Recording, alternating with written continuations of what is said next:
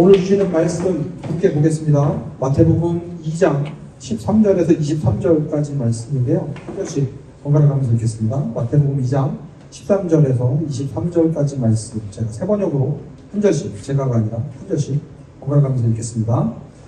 박사들이 돌아간 뒤에 주님의 천사가 꿈에 요셉에게 나타나서 말하였다. 헤롯이 아기를 찾아서 죽이려고 하니 일어나서 아기와 그 어머니를 데리고 이집트로 피신하여라. 그리고 내가 너에게 말해줄 때까지 거기에 있어라.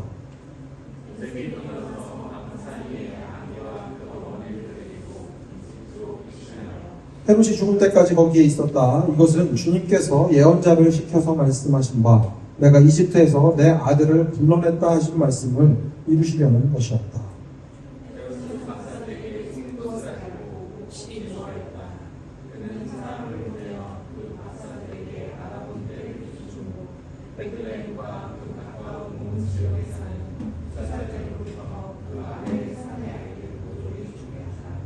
위하여 예언자 예레미야를 시켜서 하신 말씀이 이루어졌다.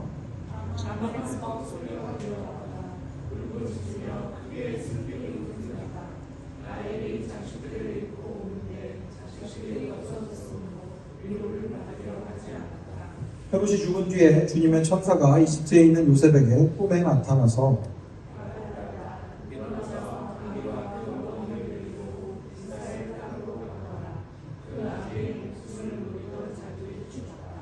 요셉이 일어나서 아기와 그 어머니를 데리고 이스라엘 땅으로 들어왔다.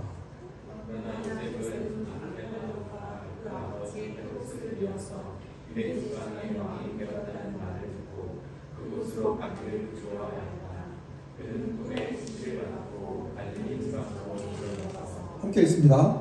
나사렛이라는 동네로 가서 살았다. 이리하여 예언자들을 시켜서 말씀하신 바 그는 나사렛 사람이라고 불릴 것이다 하신 말씀이 이루어졌다. 아멘. 라이론 두급 온도교회에 오신 여러분 환영합니다. 저희는 11월 마지막 주부터 기대하지 않았던 선물이라는 설교 시리즈로 함께 말씀을 나누고 있습니다. 2주 전에 나눴던 말씀 기억하시나요? 자꾸 너 쳐다보면서 얘기하기는 해요. 아무것도 기대할 수 없었던 그 침묵의 시간이 언약의 성취를 위한 완벽한 준비의 시간이라고 이야기를 나눴습니다.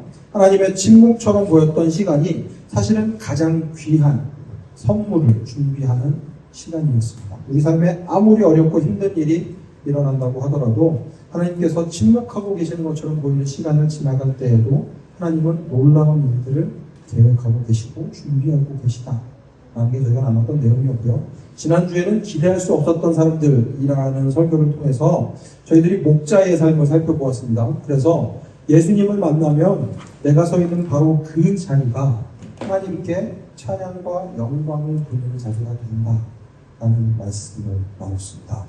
예수님의 소식을 들은 목자들은 여전한 자기 삶의 자리로 돌아갔지만 그 삶의 자리는 예전과 같지 않았습니다. 여전한 들판이었고 여전히 양들을 치는 궁핍한 삶이었지만 이제는 그 삶의 자리가 완전히 변했습니다. 하나님께 찬양과 영광을 돌리는 자리가 되었습니다. 우리도 예수님을 만날 때 우리 삶의 현실이 바뀌는 게 아니라 우리의 삶이 하나님께 영광을 돌리는, 하나님께 찬양을 돌리는 삶이 된다라는 이야기를 나눴었고요. 오늘은 기대할 수 없는 현실, 기대할 수 없었던 현실이라는 제목으로 함께 말씀을 나누려고 합니다. 살다 보면 알고 싶지 않아도 우리가 살아가는 현실이 얼마나 잔인한지, 이 현실 앞에 얼마나 무력한지 깨닫게 되는 순간들이 있습니다. 저한테도 이제 그런 순간들이 있었습니다. 예전에 이제 찬양교회에 있었던 일인데 청년부를 섬기고 있을 때이다 보니까 예배를 드릴 때 제가 이제 입구에 서서 같이 인사를 나누고 저는 청년들을 대상으로 이제 다 이제 돌보는 일들을 했었고 그 앞에서 새로 오시는 분들을 환영하는 일을 하시는 형제님이 한 분 계셨습니다. 굉장히 이제 성격이 좋으셨어요. 아무래도 이제 처음 오시는 분들을 잘 맞이하는 일이다 보니까 성격이 좋은 분들이 많았는데 같이 간식도 나누어 먹고 이런저런 얘기 나누면서 삶을 나누면서 굉장히 친하게 지냈던 형제님이셨습니다. 근데 이 형제님이 너무너무 좋은 분이셨어요. 교회에 굳은 일이 있을 때마다 뭐 눈이 오면 예를 들면 이런 거죠. 눈이 와요. 아시겠지만 이게 미국에서는 눈이 오면 장난이 아니게 많이 옵니다. 뉴저지도. 이렇게 눈이 많이 왔을 때 바깥에 나가서 오시는 분들 넘어지지 않도록 소금 뿌리는 것부터 시작해서 어디 쓰레기 떨어져 있다 그러면 쓰레기 줍는 것, 모든 굳은 일들은 눈에 보이는 거 마다하지 않고 다 하시는 분이 그 형제님이셨어요. 어느 날 소식을 들었는데 사고를 당하셨다는 얘기를 들었어요. 그래서 와, 많이 안 다치셨으면 좋겠다. 크게 다치지는 않으셨겠지라고 생각을 했었는데 들려오는 소식이 이제 아주 심각한 거죠. 의식을 찾지 못하고 계시다는 소식을 듣고 병원에 가게 됐습니다. 병원에 의식 없이 누워 계신 형제님을 보면서 아직도 그때의 그 감정이 잊혀지지가 않아요. 뭘 어떻게 해야 될지 전 목사인데도 그렇게 누워 계신 형제님을 보면서 뭘 어떻게 해야 될지 모르겠어요. 사고가 난 상태로 의식이 없다 보니까 수액에 뭐에 해서 얼굴도 엄청 부어 있으셨고 손도 막 빵빵하게 부어 있어서 뭘 어떻게 해야 될지 삑삑하는 기계들은 소리만 내고 어떻게 해야 될지를 모르는 상황에서 형제님의 손을 붙잡고 그냥 눈물을 흘리면서 기도했던 기억이 있습니다. 아무것도 할 수가 없어요. 그러면서 그렇게 기도하면서 하나님, 이 형제님은 아닙니다. 다른 분들은 다 데리고 가셨는데 이분은 아니죠. 아직도 할 일이 너무 많은데 하나님 안 됩니다 하고 기도했던 기억이 있습니다. 그런데 이제 얼마 지나지 않아요. 형제님이 돌아가신 거죠. 와, 미국 장례식은 이제 뷰잉을 하거든요. 뷰잉을 할 때 그 자리에서 형제님의 얼굴을 보면서 얼마나 울었는지 모르겠습니다. 저만 한 게 아니라 온 교회가 다 슬픔으로 장례를 치르게 되었습니다. 그런 장례를 치르면서 마음속에 한 가지 의문이 들어요. 하나님 왜 하나님 이렇게 착한 사람들을 이렇게 말도 안 되는 사고로 데려가십니까? 가족들한테, 친인척들한테 인사 한번 할 수 있는 시간도 허락하지 않으시고 왜 그렇게 데려가십니까? 마음속에 계속 의문이 있는 거죠. 전 목사인데도 그 의문이 떠나지 않았습니다. 하나님에 대한 신뢰가 분명히 있는데 하나님 근데 왜요? 왜? 아무리 질문을 던져도 답이 없는 거죠. 이 질문은 저만 던지는 질문이 아니라 이 세상을 살아가는 모든 사람들이 던지는 질문입니다. 왜 이런 일들이 일어났을까? 왜 하나님은 이런 일들이 일어나게 그냥 내버려 두실까? 내 삶에 어려운 일들이 벌어질 때, 내 주위에 있던 사람들에게 이런 일들이 일어날 때 우리는 이 질문을 던지게 됩니다. 왜? 하나님 왜요? 왜? 오늘 본문도 이런 질문에서 자유로울 수가 없습니다. 이 이야기는 예수님의 피난으로부터 시작이 되죠. 그런데 이 부분을 이해하려면 그 바로 앞에 있던 이야기를 알아야 합니다. 그리스도이신 예수님께서 이 땅에 태어나셨습니다. 그러면 그 앞에 꽃길만 있어야 하는데 예수님의 삶이 그렇지가 않았습니다. 바로 앞구절들을 보면 동방 목사들이 예수님을 찾아오다가 중간에 예루살렘으로 왔는데 예루살렘에서 유대인의 왕으로 나신 이가 어디 있느냐라고 묻습니다. 그러니까 이미 유대인의 왕으로 살고 있었던 헤롯 왕이 깜짝 놀란 거죠. 내가 왕인데 또 다른 왕이 있어? 그러니까 이 사람이 얼굴을 싹 바꾸고 나도 그 아기한테 찾아가서 좀 경배를 하려고 하니까 당신들 갔다가 그 아기가 어디 있는지 알려주십시오. 마음속에는 다른 생각을 품고 있었지만 이 동방 박사들한테는 그렇게 이야기를 했습니다. 그래 놓고 나서 이 사람들이 돌아오면 예수님을 해치려고 했는데 동방 박사들이 하나님께서 동방 박사들에게 천사를 보내셔서 다시 헤롯 왕에게로 돌아가지 말라라고 말씀을 했습니다. 하지만 여전히 예수님은 목숨을 잃을 위협에 처해 있는 거죠. 그때 천사가 꿈에 나타나 요셉에게 아기 예수를 데리고 이집트로 피신하라고 이렇게 이야기를 합니다. 함께 읽을까요? 시작. 박사들이 돌아간 뒤에 주님의 천사가 꿈에 요셉에게 나타나서 말하였다. 헤롯이 아기를 찾아서 죽이려고 하니 일어나서 아기와 그 어머니를 데리고 이집트로 피신하여라. 그리고 내가 너에게 말해줄 때까지 거기에 있어라. 요셉도 대단하죠. 꿈으로 이제 천사가 얘기를 해줬는데 망설이지를 않습니다. 그렇구나, 빨리 떠나야 되겠구나. 마리아와 아기 예수님을 데리고 이집트로 피신해서 헤롯이 죽을 때까지 거기 있었다라고 14절과 15절을 보면 이렇게 기록하고 있습니다. 요셉이 일어나서 밤사이에 아기와 그 어머니를 데리고 이집트로 피신하여 다음날 아침이 돼서 가도 될 텐데 마음이 급했던 거죠. 얘기를 듣자마자 바로 움직입니다. 그리고 나서 헤롯이 죽을 때까지 거기에 있었는데 이것은 주님께서 예언자를 시켜서 말씀하신 바 내가 이집트에서 내 아들을 불러냈다 하신 말씀을 이루시려는 것이었다라고 이야기를 합니다. 전에 마태복음을 설명할 때 말씀을 드렸었는데 마태복음은 유대인들을 위해서 쓰여진 예수님의 이야기입니다. 그러니까 예수님께서 구약부터 내려져 온 그 언약의 성취임을 말하는 것이 바로 이 마태복음입니다. 그러니까 말씀이 예수님을 통해 이루어졌다 계속해서 강조하는 거죠. 이건 이해가 됩니다. 목숨의 위협을 받는 예수님을 하나님께서 천사를 통해서 이제 얘기를 해주셨고 요셉에게 얘기를 해주셨고 이집트로 피난시키셨고 이집트로 피난을 간 것도 말씀이 이루어지는 것이다. 여기까지는 아무런 문제가 없죠. 문제는 다음 구절입니다. 16절 함께 읽습니다. 시작. 헤롯은 박사들에게 속은 것을 알고 몹시 노하였다. 그는 사람을 보내어 그 박사들에게 알아본 때를 기준으로 베들레헴과 그 가까운 온 지역에 사는 2살짜리로부터 그 아래의 사내 아이를 모조리 죽였다. 이 말씀을 읽으면서 가슴이 턱 하고 막힙니다. 엄청 불편한 말씀이죠. 그냥 그랬구나. 그때 애들이 다 죽었구나가 아니죠. 아기 예수님은 엄마 아빠하고 함께 이집트로 피했는데 베들레헴과 그 가까운 지역에 사는 2살짜리로부터 그 아래의 사내 아이들이 모조리 죽임을 당하는 일이 일어났다라고 이야기를 합니다. 그런데 이 일을 마태가 뭐라고 기록을 하는가 하면 이렇게 기록합니다. 이리하여 예언자 예레미야를 시켜서 하신 말씀이 이루어졌다. 불편하지 않으세요? 근데 말씀이 이루어진 거예요. 라마에서 소리가 들려왔다. 울부짖으며 크게 슬피 우는 소리다. 나의 자식들을 잃고 우는데 자식들이 없어졌으므로 위로를 받으려 하지 않았다. 얼마나 큰 슬픔이었는지 알 수 있는 장면이죠. 하나님의 말씀이 똑같이 이루어지는데 예수님은 이집트로 피하고 베들레헴과 그 근처에 살던 2살 이하의 사내 아이들은 목숨을 잃습니다. 그 아이들을 키우는 가정들은 순식간에 사랑하는 아이를 잃었습니다. 그런데 그게 말씀이 이루어진 것이라고 합니다. 여러분들은 이 말씀이 어떻게 읽히세요? 그렇구나. 예수님이 참 잘 피했구나. 얘네들은 참 안타깝게 되네. 아니요. 다시 한번 생각해 보세요. 예수님이 이 땅에 왜 오셨을까요? 모든 사람을 구원하시기 위해 오셨습니다. 그런데 예수님 때문에 2살 이하의 어린 아이들이 죽음을 당했습니다. 이 아이의 가족을. 왜 이런 슬픔을? 왜? 갑작스럽게 안타까운 생명을 잃게 된 현실 앞에 아무것도 하지 못한 채 슬픈 삶을 이어나가야 하는 이들의 삶.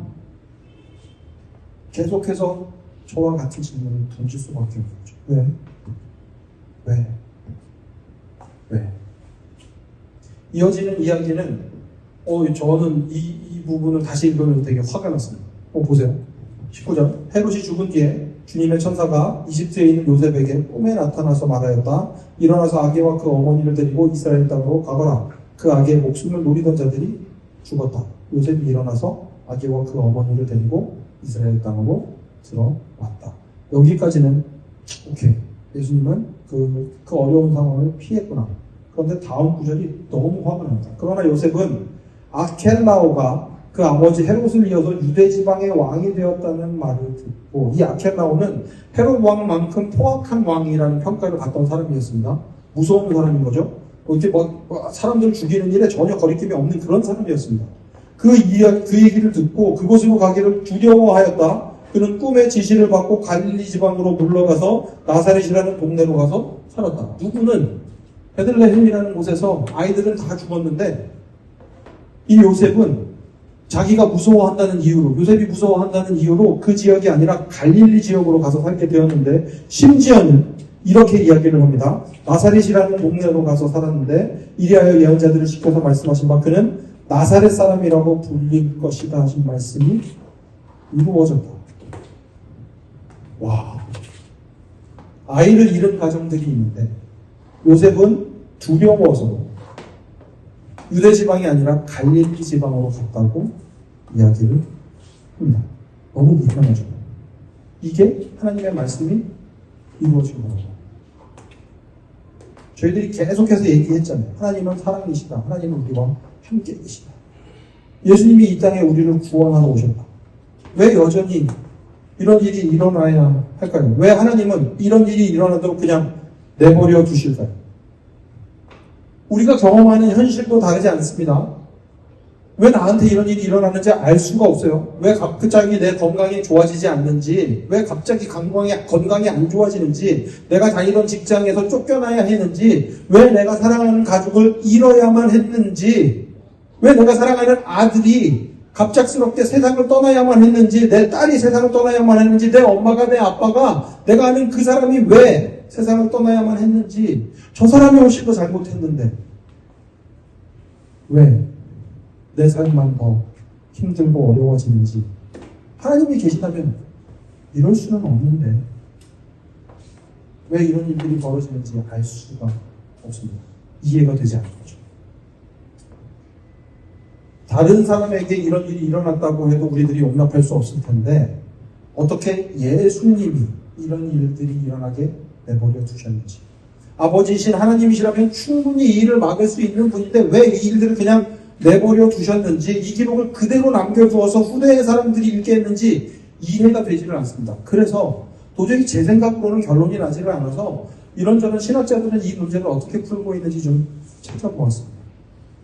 그러다가 깨닫게 된 게 무엇인가 하면, 예수님의 이야기를 기록하고 있는 마태, 마가, 누가, 요한 이 네 개의 복음서와 먼저 예수님을 믿은 사람들의 삶을 기록해 놓은 이 신약의 다른 책들을 보면, 그 편지들을 보면 성경은 우리가 살아가는 현실을 있는 그대로 보여줍니다. 이게 참 불편합니다. 적어도 예수님을 믿는다면, 믿고 나면 좀 다른 세상이 펼쳐져야 될 것 같은데, 이렇게 아름다운 세상이 펼쳐집니다. 예수님 믿으세요. 이렇게 이야기해야 될 것 같은데, 성경은, 말씀들은 아니요, 우리가 살아가는 세상이 어떤 곳인지 있는 그대로 아주 적나라하게 펼쳐서 보여줍니다. 그리고 그 적나라한 현실 가운데 예수님을 통한 구원의 이야기를 이어 나갑니다. 엔티 라이트라는 굉장히 유명한 신학자가 있는데, 그 신학자를 비롯한 다른 사람들의 얘기를 종합하면 이렇게 이 부분을 풀고 있습니다. 베들레헴의 사륙은 하나님의 뜻이 아닙니다. 그것은 인간의 타락과 권력욕의 산물일 뿐입니다. 그러나 하나님은 악을 제한하시고 그 악 속에서도 구원의 이야기를 이어가십니다. 우리 현실에는 분명히 악이 있습니다. 악이 판을 치는 현실 가운데 우리는 살아갑니다. 어린 아이들이 죽임을 당하고 그 가족과 공동체가 슬픔을 당하는 그런 현실 가운데 우리는 살아가고 있습니다. 우리가 살아가는 이 세상도 악한 곳이에요. 인정할 건 인정하고 넘어가야죠. 그렇기 때문에 우리도 이 현실에서 벗어날 수 없고, 우리도 삶 가운데 악을 경험하며 살아갑니다. 하지만 그때에도 하나님은 여전히 우리의 구원을 위해 일하고 계시다는 거죠. 우리를 위해 예수 그리스도를 지키시고 모든 영혼들이 구원을 받을 수 있도록 그 계획을 이루고 계신 분이 우리 하나님이시라는 것입니다. 이 사실을 안다고 해서 우리가 살아가는 현실이 안 아픈 것은 아닙니다. 여전히 아파요. 여전히 가슴이 아프고 눈물이 흐르는 것이 우리의 현실입니다. 그 현실은 변하지 않습니다. 하지만 이 변하지 않는 현실 가운데에도 한 가지를 알게 되는 거죠. 변하지 않는 이 현실 가운데에도 하나님은 여전히 우리와 함께 하십니다. 그래서 이 변하지 않는 현실 가운데에도 살아갈 수 있고 살아가게 되는 거죠. 이겨내는 힘을 얻을 수 있고 하나님이 우리와 여전히 함께 하신다는 그 사실 때문에 이 악한 세상 가운데에서 새로운 힘을 얻어 살아가게 되는 것입니다. 그리고 하나님은 악한 세상 가운데 고통받는 영혼들을 기억하십니다. 시편에서 이렇게 노래합니다. 함께 읽습니다. 시작. 살인자에게 보복하시는 분께서는 억울하게 죽어간 사람들을 기억하시며 고난받는 사람의 부르짖음을 모르는 채 하지 않으십니다. 하나님은 기억하십니다. 하나님은 모르는 채 하지 않으십니다. 억울하게 죽어갔던 베들레헴의 그 아이들을 기억하십니다. 아이들을 보내고 슬픔 가운데 눈물을 흘려야 했던 가족들의 울부짖음을 하나님은 모르는 채 하지 않으십니다. 여전한 악으로 인해 고통받는 우리들을 내버려 두지 않으시고 우리를 기억하시고 우리를 모르는 채 하지 않으시고 우리와 함께 하시는 분이 우리 하나님이십니다. 그것 때문에 예수님께서 이 땅에 오신 거죠. 이 땅에 완전한 인간으로 오신 예수님은 우리의 이런 아픔을, 우리의 이런 고통을, 우리의 이런 울부짖음을 직접 경험하신 분이십니다. 십자가에 달려 죽으심으로 우리의 죄를 대신 지고 십자가에 달려 죽으심으로 그 아픔을 맛보신 예수님은 우리의 고통을 잘 아시고 우리를 기억하시는 분이십니다. 그분이 우리와 함께 하십니다. 변하지 않는 현실 가운데에도 하나님은 우리를 기억하시고 여전히 우리와 함께 하십니다. 그러니 기대할 수 없었던 현실 가운데에도 우리는 여전히 희망을 품고 기대를 품고 살아갈 수 있는 거죠. 예수님이 이 땅에 오셨다. 말씀을 마치겠습니다. 오늘 설교가 저한테는 참 어려웠습니다. 저도 아직까지 매일 매 순간 싸우고 있는 문제이기 때문에 그래요. 매일 삶에서 악한 세상을 경험하는 여러분들도 아마 같은 생각이실 거라고 믿습니다. 이 악한 세상은 우리를 내버려 두질 않아요. 우리가 절망하고 아무런 희망도 갖지 못한 채 그렇게 살아가게 하려고 아주 갖은 애를 쓰고 있습니다. 이때 우리가 기억해야 할 것은 무엇인가 하면 왜라는 질문을 던지는 게 아니라 하나님 왜요? 이 악한 현실 가운데서 왜요? 아니요. 우리가 해야 하는 것 질문은 무엇인가 하면 우리가 기억해야 할 것은 무엇인가 하면 우리와 함께 하시며 우리를 지키시는 우리의 희망이 되시는 예수님이 여전히 우리와 함께 하신다는 것입니다. 예수님이 이 땅에 오셨습니다. 예수님께서 우리와 함께 하시기 때문에 변하지 않는 이 악한 현실 가운데에도 우리는 희망을 품을 수 있고 새로운 꿈을 꿀 수 있습니다. 예수님이 우리와 함께 계시니 가능한 일입니다. 변하지 않는 현실 속에서 희망을 붙잡고 소망을 붙잡고 살아갑니다. 그것이 그리스도인입니다. 이 악한 세상 속에서 왜 이런 일이 벌어졌는지 아무리 질문해도 알 수 있는 방법이 없습니다. 아마 하나님 다시 만나서 물어보기 전까지는 알 수 없을 거예요. 저는 하나님 만나면 물어보고 싶은 것들이 몇 가지 있는데 그 중에 하나가 하나님 왜 그 형제님을 데리고 가셨어요? 왜? 하나님 왜 내 삶에 이런 어려움을 허락하셨어요? 왜?